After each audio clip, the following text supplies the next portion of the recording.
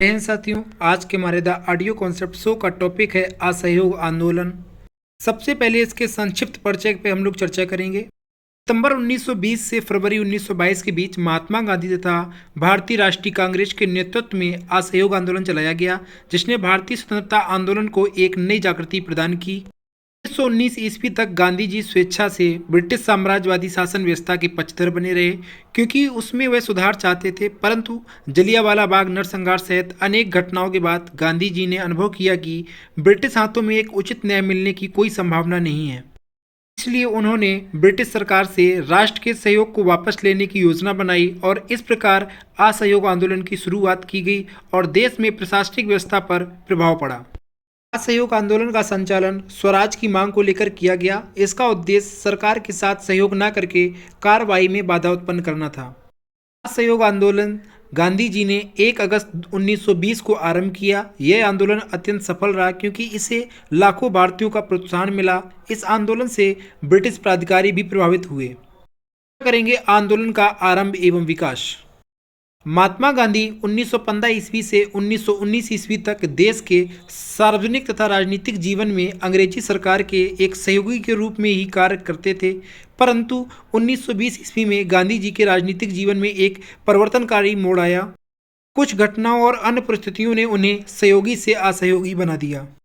सितंबर 1920 में कांग्रेस के कलकत्ता अधिवेशन में उन्होंने सरकार के साथ असहयोग और मॉन्टेग्यू चेम्सफोर्ड सुधारों के अंतर्गत निर्मित व्यवस्थापिका सभाओं के बहिष्कार का प्रस्ताव रखा।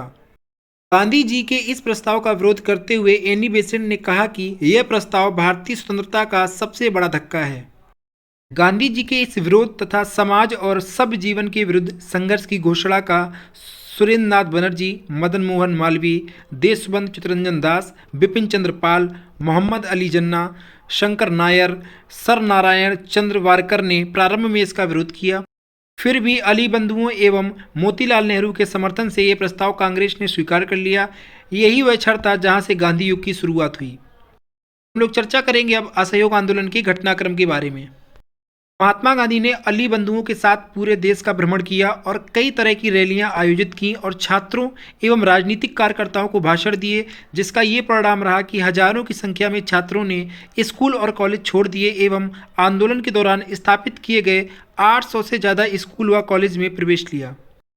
शैक्षणिक बहिष्कार सबसे ज़्यादा बंगाल में सफल रहा। CR दास ने इसमें मुख्य भूमिका निभाई थी। उन्होंने इस आंदोलन का प्रचार प्रसार किया। सुभाष चंद्र बोस कलकत्ता में नेशनल कांग्रेस के प्रिंसिपल बने।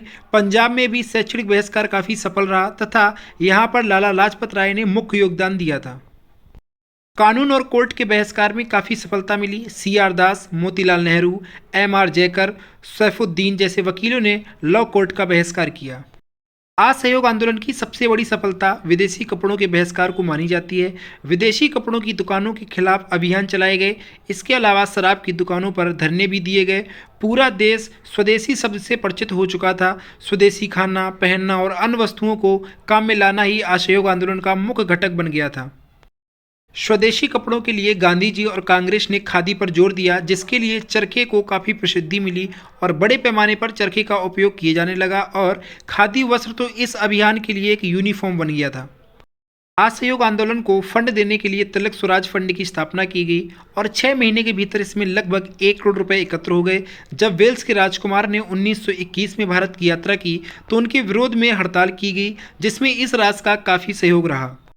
जुलाई 1921 में मोहम्मद अली ने कराची में ऑल इंडिया खिलाफत कांग्रेस के आयोजन में यह घोषणा की कि ब्रिटिश आर्मी में काम करना धर्म के खिलाफ है। गांधी जी ने भी मोहम्मद अली की बात का समर्थन किया और कहा कि प्रत्येक जिम्मेदार नागरिक को ब्रिटिश सरकार से इस तरह का कोई संबंध नहीं रखना चाहिए। बंगाल के मिदनापुर जिले में यूनियन बोर्ड टैक्सेस के खिलाफ अभियान शुरू हो गया। आंध्र के गुंटूर जिले के चिरालाप्राला और पोदांदीपादु तालुका में भी नो टैक्स मूवमेंट का आयोजन किया गया। यूपी में भी किसान सभा का सशक्त आंदोलन चल रहा था। वहां जवाहरलाल नेहरू के नेतृत्व में असहयोग आंदोलन को भी दिशा मिली। केरल के मालाबार क्षेत्र में असहयोग आंदोलन और खिलाफत आंदोलन ने मुस्लिम किराएदारों को अपने मकान मालिकों के खिलाफ आवाज़ उठाने में मदद की। इन किराएदारों को मोपला कहा जाता था। इस अभियान के बाद में सांप्रदायिक रंग ले लिया। असम में चाय के बागानों में मजदूरों ने हड़ताल कर दी, जबकि आंध्र में वन कानूनों के नियमों की अवज्ञा काफ़ी लोकप्रिय हुई। पंजाब में असहयोग आंदोलन के अंतर्गत ही भ्रष्ट महात्माओं और संतों से गुरुद्वाराओं को मुक्त कराने के लिए अकाली अभियान चलाया गया था। चर्चा करते हैं चौरी चौरा कांड और आंदोलन के स्थगन के बारे में। 5 फरवरी 1922 ईस्वी को गोरखपुर जिले के चौरी चौरा गांव में कांग्रेस का जुलूस निकल रहा था। जुलूस में सम्मिलित कुछ लोगों के साथ पुलिस ने दुर्व्यवहार किया। इस पर जनता उत्तेजित हो गई और थाने में आग लगा दी, जिसमें थानेदार सहित 29 पुलिस के सिपाही जलकर मर गए। गांधी जी अहिंसात्मक आंदोलन में विश्वास करते थे, अतः उन्होंने तत्काल आंदोलन को स्थगित कर दिया। इसके गांधी जी की बड़ी आलोचना हुई। मोतीलाल नेहरू के अनुसार किसी एक स्थान के पाप के कारण सारे देश को दंड देना उचित नहीं था। ब्रिटिश सरकार ने परिस्थिति का लाभ उठाकर गांधी जी को गिरफ्तार कर 6 वर्ष के लिए कारावास का दंड दिया। क्या करते हैं असहयोग आंदोलन के कारणों के बारे में। पहला कारण है युद्धोत्तर भारत में असंतोष। प्रथम विश्व युद्ध के समय भारतीय जनता ने ब्रिटिश सरकार को पूर्ण सहयोग दिया था। ब्रिटेन ने यह युद्ध स्वतंत्रता और प्रजातंत्र की रक्षा के नाम पर लड़ा था तथा ब्रिटिश विजय में भारतीय सैनिकों का महत्वपूर्ण योगदान था। भारतीयों को विश्वास था कि युद्ध की समाप्ति पर ब्रिटेन भारत को दिए गए वचनों का पालन करेगा, परंतु भारत को स्वशासन के नाम पर माउंट फोर्ट सुधार दिए गए, जिसमें देश को संतोष नहीं हुआ। प्रमुख कारण विदेशी घटनाओं की प्रतिक्रिया है। विश्व युद्ध के कारण यूरोप के 3 देश जर्मनी, ऑस्ट्रिया और रूस के निरंकुश शासन की समाप्ति हो गई। रूसी क्रांति के परिणाम स्वरूप वहां साम्यवादी शासन व्यवस्था स्थापित हुई। रूस की साम्यवादी सरकार ने एशिया के अनेक प्रदेशों को स्वतंत्र कर दिया। भारतीय जनता की चेतना पर इन घटनाओं का प्रभाव पड़ा और वे राष्ट्रीय संघर्ष हेतु सक्रिय होने लगे। दूसरा प्रमुख कारण मांडफोर्ड सुधारों से असंतोष था। 1919 ईस्वी में मॉन्टेग्यू चेम्सफोर्ड सुधार योजना जनता की स्वराज की मांग को संतुष्ट करने की दिशा में सर्वथा निष्फल रहा।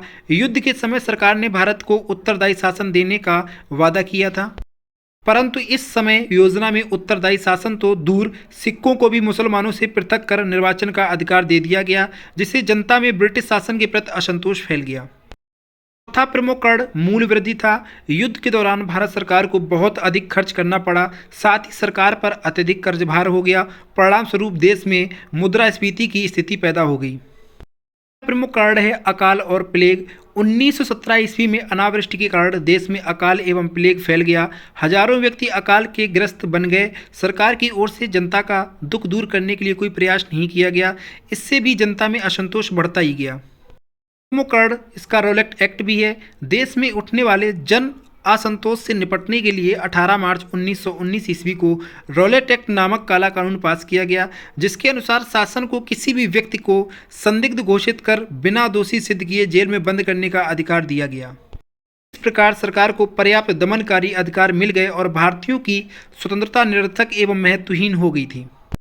प्रमुख कारण के रूप में जलियांवाला बाग हत्याकांड भी रहा। सरकार द्वारा किए जाने वाले दमन चक्र के विरोध में 13 अप्रैल 1919 ईस्वी को अमृतसर के जलियांवाला बाग में एक सार्वजनिक सभा का आयोजन किया गया।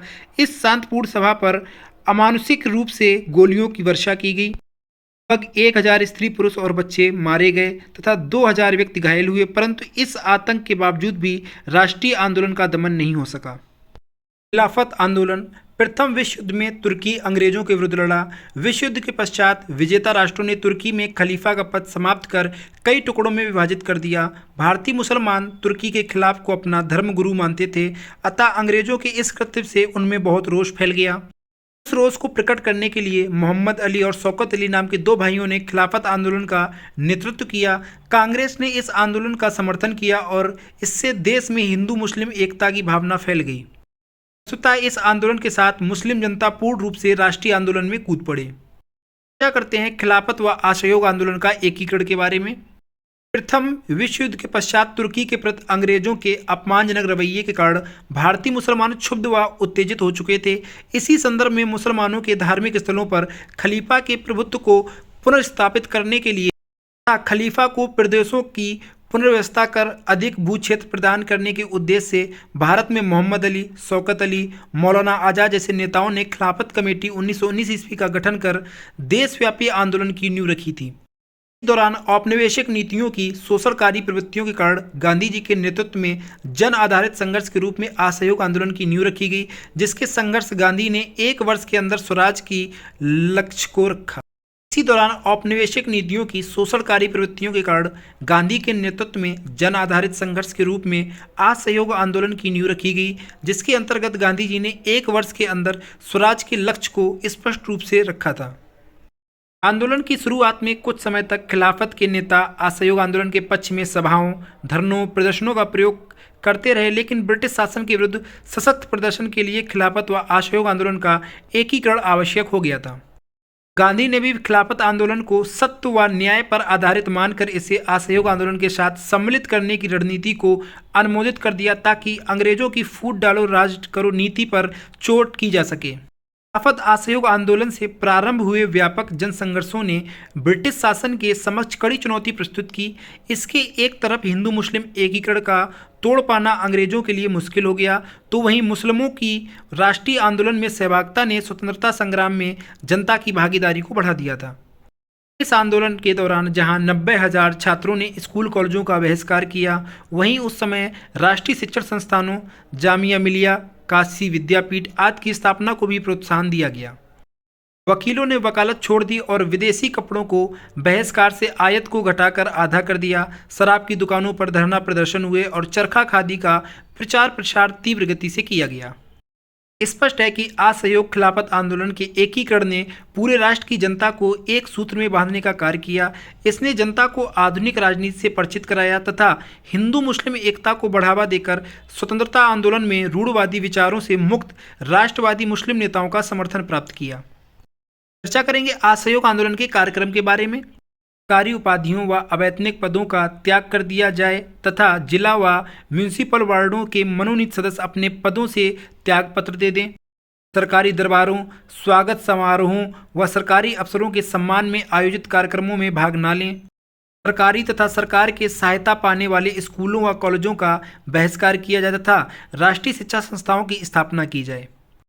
विदेशी वस्तुओं का बहिष्कार किया जाए तथा स्वदेशी वस्तुओं का उपयोग और उसका प्रसार किया जाए। फौजी, क्लर्क व मजदूरी करने वाले लोग विदेशों में नौकरी के लिए भर्ती न हों। करेंगे असहयोग आंदोलन के प्रभाव के बारे में। आंदोलन ने देश की राजनीति पर दूरगामी प्रभाव दिखाए, जिससे जनसाधारण में राष्ट्रीय चेतना का विकास हुआ।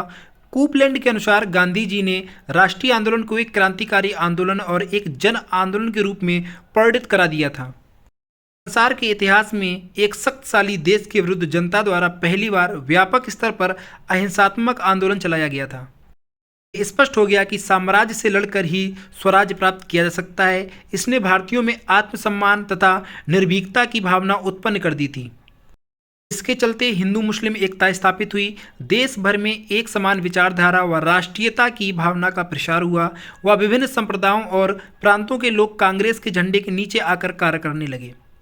लोगों ने विदेशी वस्तुओं के बहिष्कार तथा स्वदेशी वस्तुओं के प्रति लगाव की प्रवृत्ति जागृत हुई। फलता कुटीर उद्योगों को प्रोत्साहन भी अत्यधिक स्तर पर मिल चुका था। ब्रिटिश मानस पर भी इसका बहुत गहरा प्रभाव पड़ा। साम्राज्यवादियों को लगा कि उनकी शक्ति अजेय नहीं है। अंग्रेजों को अपनी सरकार के औचित्य पर संदेह होने लगा। अंग्रेज नवयुवक भारत में सेवा के लिए आने से कतराने लगे। राष्ट्रवाद के प्रसार के साथ साथ राष्ट्रीय शिक्षा, स्वदेशी वस्त्र, स्वदेशी संस्थाएं एवं हिंदी की लोकप्रियता में अत्यधिक वृद्धि हुई। करेंगे असहयोग आंदोलन के महत्व के बारे में।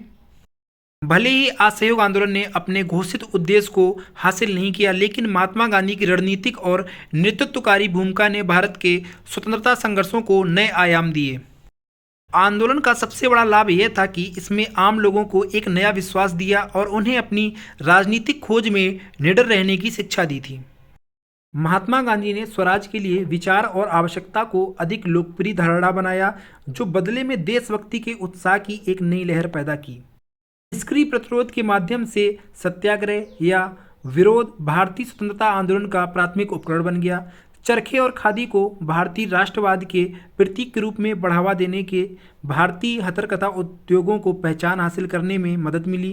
देसी बुनकरों को नए रोजगार के अवसर प्रदान किए गए। असहयोग आंदोलन और गांधी का भारतीय राष्ट्रीय आंदोलन में सबसे महत्वपूर्ण योगदान पूरे राष्ट्र को एक मत एकीकरण करना था।